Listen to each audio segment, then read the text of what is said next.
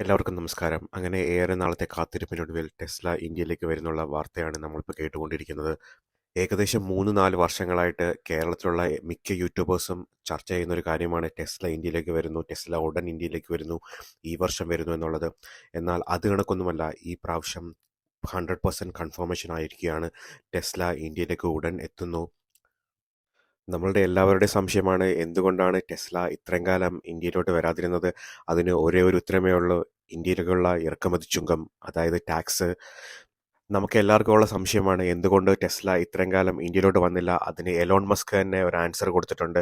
തമിഴ്നാട്ടിലെ ഏറ്റവും വലിയ യൂട്യൂബറായ മദൻ കവരി ഇതിനെ സംബന്ധിച്ച് എലോൺ മസ്കിനോട് ട്വിറ്ററിൽ ട്വീറ്റ് ചെയ്തിരുന്നു. അന്ന് അദ്ദേഹം പറഞ്ഞത് തീർച്ചയായിട്ടും ടാക്സിനെ സംബന്ധിച്ചിട്ടാണ്. ഏകദേശം 115% ടാക്സാണ് ഒരു വിദേശ നിർമ്മിത കാറ് ഇന്ത്യയിലേക്ക് വരുമ്പോൾ ഇന്ത്യ ഈടാക്കുന്നത്. ഉദാഹരണത്തിന് 50 ലക്ഷം രൂപയുടെ കാറാണ് നിങ്ങൾ മേടിക്കാൻ ഉദ്ദേശിക്കുന്നതെങ്കിൽ അത് ഇന്ത്യയിലോട്ട് ഇറക്കുമതി ചെയ്യുമ്പോൾ അതിന് ഏകദേശം 55 ലക്ഷം രൂപയോളം നികുതി അടയ്ക്കേണ്ടി വരും, അതായത് ടാക്സ്. അപ്പം ഏകദേശം ആ കാറിന്റെ വില എന്ന് പറയുന്നത് 1,05,00,000 രൂപയാവും. അത് ഒരിക്കലും ഒരു സാധാരണക്കാരനെ കൊണ്ട് താങ്ങാൻ കഴിയുന്നതായിരിക്കത്തില്ല. അപ്പോൾ ഏകദേശം ഇതിൽ നിന്ന് മനസ്സിലാകുന്നത് ഏതൊരു സാധാരണക്കാരനും മേടിക്കത്തക്ക രീതിയിൽ അതിന്റെ വില റെഡ്യൂസ് ചെയ്യണം എന്നാണ് എലോൺ മസ്കിന്റെ ഏറ്റവും വലിയ ആഗ്രഹം. ഇതുകൊണ്ട് തന്നെയാണ് ഇത്രയും കാലം എലോൺ മസ്ക് ഇന്ത്യയിലോട്ട് ടെസ്ല ലോഞ്ച് ചെയ്യാതിരുന്നത്. ടെസ്ല ഇന്ത്യയിലോട്ട് വരുന്നതിൽ ഏറ്റവും കൂടുതൽ പങ്ക് വഹിച്ചിട്ടുള്ള ഒരു വ്യക്തിയാണ് ഡൊണാൾഡ് ട്രംപ്. ഈ അടുത്തിടയ്ക്ക് Elon Musk, Narendra Modi, Donald Trump ഇവർ മൂന്നുപേരും ചേർന്ന് നടന്ന ചർച്ചയിലാണ് ഇന്ത്യയിലേക്ക് ടെസ്ല വരുന്നതിനെ കുറിച്ചിട്ടുള്ള അന്തിമ തീരുമാനം മാധ്യമങ്ങളോട് വെളിപ്പെടുത്തിയത്. നമ്മുടെ എല്ലാവരുടെയും സംശയമാണ് എന്തുകൊണ്ടാണ് ഇന്ത്യൻ ഗവൺമെന്റ് വിദേശ നിർമ്മിത കാറുകൾക്ക് ഇത്രയധികം ടാക്സ് ഈടാക്കുന്നത്. അതിന് ഒരേ ഒരു ഉത്തരമേ ഉള്ളൂ: ഇന്ത്യൻ നിർമ്മിത കാറുകളെ പ്രൊമോട്ട് ചെയ്യുക, ഇന്ത്യയിലുള്ള ടാറ്റ പോലെയുള്ള നിർമ്മിത വാഹനങ്ങൾക്ക് കൂടുതൽ പ്രൊമോഷൻ നൽകുക. അടുത്തതായിട്ട് നമുക്ക് നോക്കാം ഏകദേശം എത്ര രൂപയ്ക്കാണ് ഇന്ത്യൻ മാർക്കറ്റിൽ ടെസ്ല ബേസ് മോഡൽ മേടിക്കാൻ കഴിയുക. ഏകദേശം ഒരു ഇന്നോവ ക്രിസ്റ്റ മേടിക്കുന്നതിൽ നിന്നും ഒരു 5-6 ലക്ഷം രൂപ കൂടുതൽ കൊടുക്കുകയാണെന്നുണ്ടെങ്കിൽ ഇപ്പോൾ നമുക്ക് ടെസ്ല ഇന്ത്യൻ മാർക്കറ്റിൽ മേടിക്കാൻ കഴിയുന്നതായിരിക്കും.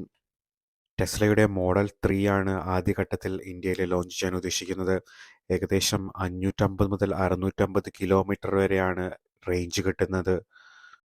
ഇന്ത്യൻ ഗവൺമെന്റ് ഇലക്ട്രിക് കാറിനെ പ്രൊമോട്ട് ചെയ്യുന്നതിന്റെ ഏറ്റവും പ്രധാനപ്പെട്ട കാര്യം ഇന്ത്യയിലെ മിക്ക സിറ്റികളും ഗ്രീൻ സോൺ ആക്കുക, അതായത് ലോ എമിഷൻ സോൺ ആക്കുക. ഉദാഹരണം പറയുകയാണെന്നുണ്ടെങ്കിൽ ലണ്ടൻ പോലുള്ള സിറ്റിയിൽ ഇലക്ട്രിക് കാറുകൾക്ക് മാത്രമാണ് എൻട്രി ഉള്ളത്. ആദ്യഘട്ടത്തിൽ ഡൽഹി, മുംബൈ എന്നുള്ള വൻകിട നഗരങ്ങളിൽ മാത്രമായിരിക്കും ലോ എമിഷൻ സോൺ വരാൻ പോകുന്നത്. ഇപ്പോൾ തന്നെ ഡൽഹിയിൽ under stage 3 BS3 petrol, BS4 diesel കാറുകൾക്ക് റെസ്ട്രിക്ഷൻ ആണ്. BS കാർ വെഹിക്കിൾസിന് ഡൽഹിയിലോട്ട് എൻട്രി ഇല്ല.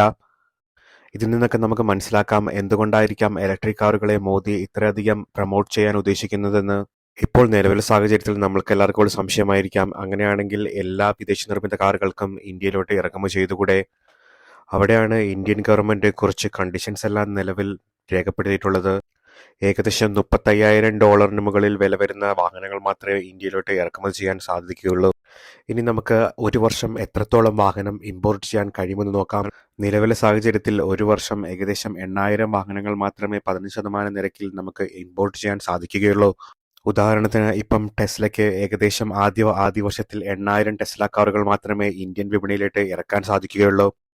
ഇതുമാത്രമല്ല, ഏത് കമ്പനിയാണ് ഇന്ത്യയിൽ ഇറക്കുമതി ചെയ്യാൻ ഉദ്ദേശിക്കുന്നത് ആ കമ്പനി ഏകദേശം 4,150 കോടിയുടെ നിക്ഷേപം നടത്തിയിരിക്കണം. മാത്രമല്ല ഇനിയുമുണ്ട് നിബന്ധനകൾ. ആ 4,150 കോടിയിൽ നിന്ന് അടുത്ത വർഷം 2,500 കോടി ടേൺ ഓവർ ആ കമ്പനി ഇന്ത്യയിൽ നിന്ന് നേടിയിരിക്കണം. അത് മൂന്നാം വർഷമാകുമ്പോൾ 500 കോടി, 4-ാം വർഷമാകുമ്പോൾ 7,000 കോടി എന്നിങ്ങനെ ടേൺ ഓവർ കമ്പനി നേടിയിരിക്കണം ഇന്ത്യയിൽ നിന്ന്. അടുത്ത ഒരു പ്രധാനപ്പെട്ട നിബന്ധന എന്താണെന്ന് നമുക്ക് നോക്കാം. അതായത് ഏകദേശം 3 വർഷത്തിനുള്ളിൽ ആ കമ്പനി ഇന്ത്യയിൽ ഒരു നിർമ്മാണ യൂണിറ്റ് ആരംഭിച്ചിരിക്കണം. ഉദാഹരണം പറയുകയാണെന്നുണ്ടെങ്കിൽ ഇപ്പം ടെസ്ല വിദേശത്തു നിന്നും ഇന്ത്യയിലോട്ട് ഇറക്കുമതിയാണ് ചെയ്യുന്നത്. അതിന് പകരമായി ഇന്ത്യയിൽ തന്നെ ടെസ്ല കാറുകൾ നിർമ്മിക്കണം. അതിലൂടെ ഇന്ത്യയിൽ ഒത്തിരി ആളുകൾക്ക് ജോലി സാധ്യതയുണ്ടാവും. പിന്നീട് നമുക്ക് അറിയാൻ സാധിക്കുന്നത് GST കുറിച്ചാണ്. ഇലക്ട്രിക് കാറുകൾക്ക് വൻ GST ഇളവാണ് ഗവൺമെന്റ് രേഖപ്പെടുത്തിയിരിക്കുന്നത്. ആദ്യഘട്ടത്തിൽ ടെസ്ല തമിഴ്നാട്ടിലാണ് പ്ലാന്റ് തുടങ്ങാൻ തീരുമാനിച്ചിരിക്കുന്നതിനെ കുറിച്ചിട്ടുള്ള ചർച്ച നടക്കുന്നുണ്ടെന്നുണ്ട്. തീർച്ചയായും ഏതൊരു കാർ ആരാധകന്റെയും ആഗ്രഹമാണ് ടെസ്ല കാർ മേടിക്കുക എന്നുള്ളത്. ഇതിലൂടെ ഇന്ത്യൻ സർക്കാർ ടെസ്ല കാർ ഇന്ത്യയിലോട്ട് വരുന്നതോടെ നിരവധി ആളുകൾക്കാണ് ടെസ്ല കാറുകൾ മേടിക്കാൻ കഴിയുക.